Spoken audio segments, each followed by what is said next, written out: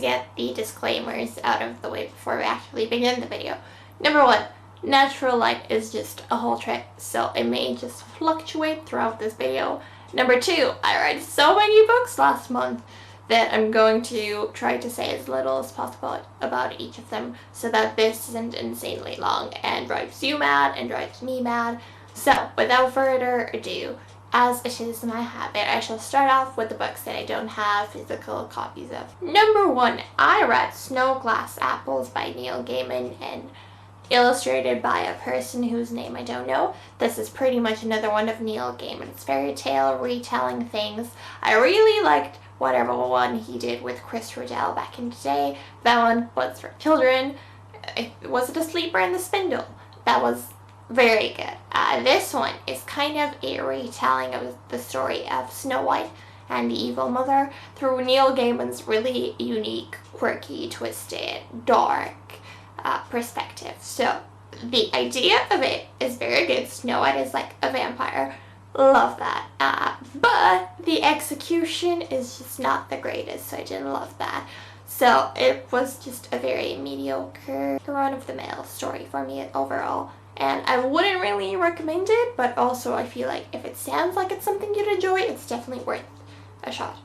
I also listened to the audiobook of Technically You Started It by Lana Wood Johnson, and it's basically told through a series of texts between this girl and this boy that she hates, except the boy that she hates has a cousin with his exact name, so she thinks she's texting the cousin and they get really close, and it's kind of morally questionable, but it's also just such a wholesome book, and I loved it, and the narrators were great and the exchanges were very fun.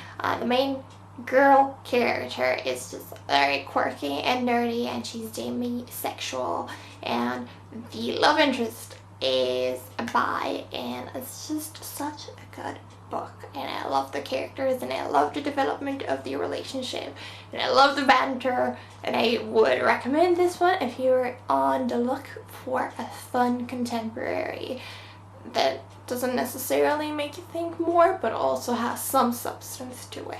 I also listened to the audiobook of Let Me Hear a Rhyme by Tiffany D. Jackson, and this is pretty much historical fiction set in the 90s, ladies and gentlemen. Doesn't that just pain you to hear? Anyway, so it follows a group of teens after one of their best friends has died, and they're trying to keep his legacy alive and pretty much turn him into a hip-hop star without actually telling people he's dead. And again, this is just bonkers and fun, but it also really explores the grief and the way, black teens often get robbed of their future and that potential that's been taken away, and it's just really sad, but it's just a really good story, and it's again one of those ones where I do think it was great to listen to on audio because the narrators are all fantastic, so would recommend that as well. I also read The Beautiful by Renee Audier, and this is 19th century New Orleans and vampires. It's phenomenal YA historical fiction. It is dark, and it's lush, and it's luxurious, and it's decadent, and it's angsty, and it's got a really feisty, strong female protagonist, and it's got some female friendships in it, and it's just got a really angsty romance. I feel like it goes from 0 to 100 very quickly, but also I'm kind of there for it. I do wish the world building would have been explored a bit more, but I also understand from the writer's standpoint that because the main character doesn't really know much about what's happening around her, you don't really get to see much. And the way this book ends, let me tell you, it's been about a month. I read this while I was on holiday in Paris, and I haven't been able to stop talking about it ever since I came back. And I don't have my copy of it because I've already passed it on to a friend to read because I can't stop screaming about this and would love someone to scream about it with. So yes, thank you, Harper, for sending me a copy of it. I will cherish it with my life. Another one that I will cherish with my life, and I somehow managed to get through work, and I'm still overwhelmed and not over it, and just as one of my newfound favorite books of all time, I read I read Ninth House by Leigh Bardugo. This is Leigh Bardugo's adult debut. It's dark academia with magic, and it's so good. It's so good. I have a blog post coming out about it for work. You can also check out my Goodreads review. I will say this is definitely really dark, really visceral in all senses of the word. You should, look at the trigger warnings. I do have some listed in my review, just to be safe, because it is a lot, in good ways and in emotional ways and potentially scarring ways. So just, be safe. But so good. It basically follows this girl called Alex who has had a bit of a rocky past, but she has somehow ended up in Yale just to be part of a secret magical society that monitors all the other secret magical societies on campus. So she's basically keeping an eye on rich white people mostly that dive into magic that they shouldn't probably mess with. And it's so good and it's so great. And the main character, Alex, really reminds me a lot of Jessica Jones. So she's got that kind of badass, but also really scarred deep inside, and also standoffish, and also a perfect anti-hero that you just want to protect vibe.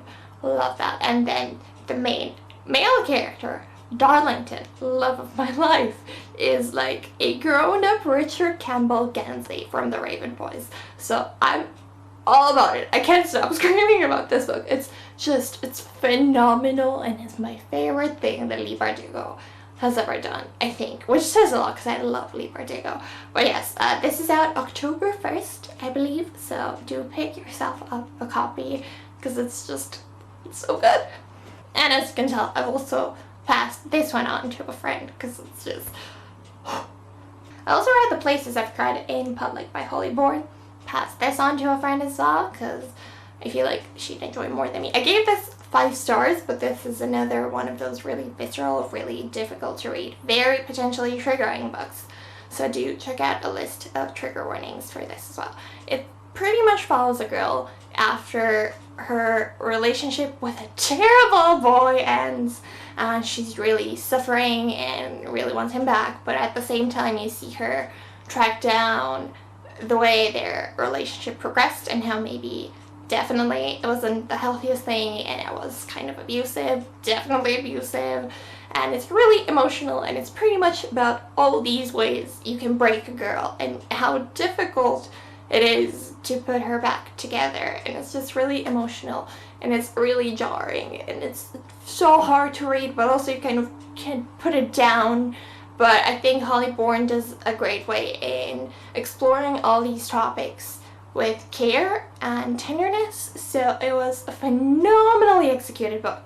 But again, I don't know how easily I would recommend it just because it is so triggering, and I'm not normally triggered very badly by these things, but it was so difficult to read a lot of these scenes. And yeah, and now finally to the physical books. I started and read half of the Deathless Girls, and this is meant to be a retelling of the story of the Brides of Dracula. Didn't realize that meant it would be set in Romania. Isn't that just great when you don't realize things are just common sense? That's how I feel about the book, because starting from the very glossary, it is just very wrong, and it gets so many things wrong that it just took me so long to read whatever half of the book I did read. And then I had to kind of speed it up because I needed to get some other books read for work for reasons. And so I was saying I want to go back to it because the story itself is not bad. And it's also, dark and gay and based around sisterhood, which I enjoy. But it's not good enough for me to really put myself through all the inaccuracies and obnoxious elements that just don't get the culture and the grammar and anything. So I'm not sure if I will actually continue on with the book. On a much brighter note, I read Tunnel of Bones by V. Schwab. And funny story, I met V. Schwab at a party and she signed it for me the day I finished it. That's beautiful. This is the second book in her middle grade Cassidy Blake series. And it's about a girl who can see ghosts, and her parents the inspectors have a ghost hunting show, pretty much. And this book is set in Paris. It's mostly about her awakening a poltergeist in the catacombs. And shit starts going down, and it's beautiful, and it's emotional, and it's touching, and it's one of my favorite middle grade series, and I would recommend this with my whole heart. I also read Slave by Brittany Morris. This is virtual reality Wakanda, pretty much. If you like Warcross and you like Black Panther, you will love this. It's about a young black gamer who develops an MMORPG game that's all about black people playing a weird fantasy card game type thing. And it's really fun, and it's really lush, and it does the social commentary great, and it does the lighter contemporary aspects great, and just banter, and it does the fantasy game elements phenomenally superb. And also it has multiple perspectives just kind of thrown in, so you kind of get glimpses of all these different people that are brought together by the game. And I thought that was really nicely added. It was a great touch. There was still a certain je ne sais quoi missing, but overall this is such a fabulous debut, and I really do encourage you to read it. Another one of my favorite books that I read recently is Rules for Vanishing by Kate Alice Marshall. This is also out in October, like Slave, forgot to say that. Anyway, out in October. And it's pretty much about a girl and her group of used-to-be best friends from childhood that go on a ghost road and play a stupid game to follow a ghost because the girl's adopted sister did the game and found the ghost road, supposedly, and never came home. And it's been a year, she's been missing, they want her back, they want answers. No one actually thinks anything is going to happen, but they found the road, and that shit goes down. This is horror. It's told through multiple just funky formats. You have video transcripts, you have text messages. It's just a lot of people compare it to the Blair Witch Project, so I can see that.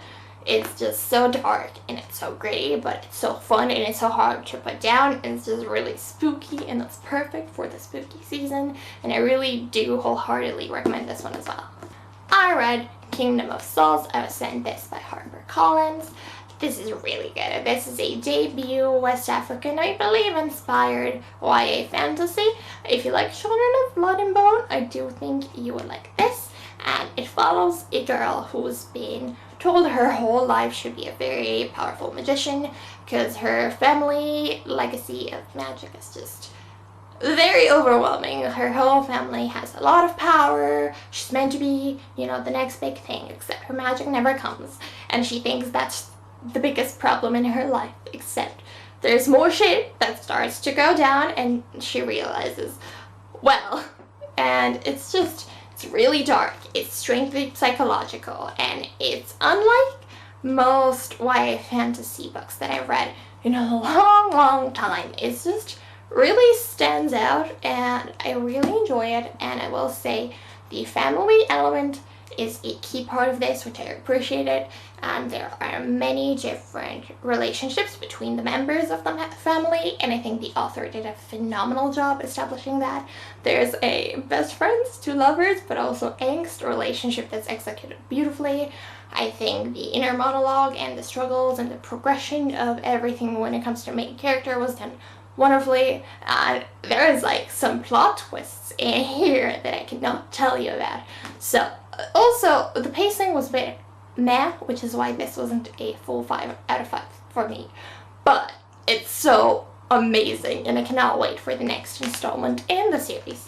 I also started Furious Thing by a lady whose name I don't know. It promised to be a lot about female anger and whatnot, and like trying to control teen girls for feeling things too much. And I got 100 pages in, also for work, but then I DNF'd it because there wasn't really much point in me pushing through because it didn't stand out, and there was some weird emotional abuse with her stepdad that was just not the best to read, and also she had a crush on her stepbrother, which was plain uncomfortable, and I did not appreciate it. But anyway, now on to the graphic novels. Princess Ever After by Katie O'Neill. I think this is my least favorite Katie O'Neill. It's pretty much about a princess who's a knight, and then she saves another princess, and things start going from there. It's just so short. It's not my favorite, but it's also not bad. It's just short and sweet. So, meh. And then I read Aquacorn Cove by Katie O'Neill. This is my second favorite Katie O'Neill. It's about saving the ocean, and through doing that, saving our own communities, and it's just very wholesome and soft. And I do love the ocean, you know, save the planet. But I will say some things about it bugged me.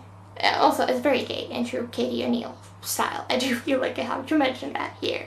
But yeah, there are some things that bug me, so it wasn't a full 5 out of 5, but it's still just adorable. I read The Prince and the Dressmaker by Jen Wong. This is about a prince who likes to wear dresses and the girl he hires as his dressmaker, and it's a wonderful, really touching exploration of gender fluidity and gender expression. It's just so soft and it's so sweet, and the illustrations are adorable. And finally, I read Heartstopper Volume 2 by Alice Osman. This was just a love story between two boys, and it's adorable. And this is Volume 2, so I can't say too much, even though I don't know how to spell you, but it just furthers the relationship established in Volume 1, and it's adorable, and I cannot wait for Volume 3, and I do recommend this if you love Simon and the Homo sapiens agenda, or that kind of stuff. Anyway, we have reached the end. My voice is gone, my will to live is gone, but we have made it. Thank you so very much for watching. Do let me know if you've read any of these books, or if you'd like to pick them up, or what your favorite book that you read in the month of August was. Guess I'll catch you in my next one, hopefully with some better hair. Thanks so much for watching.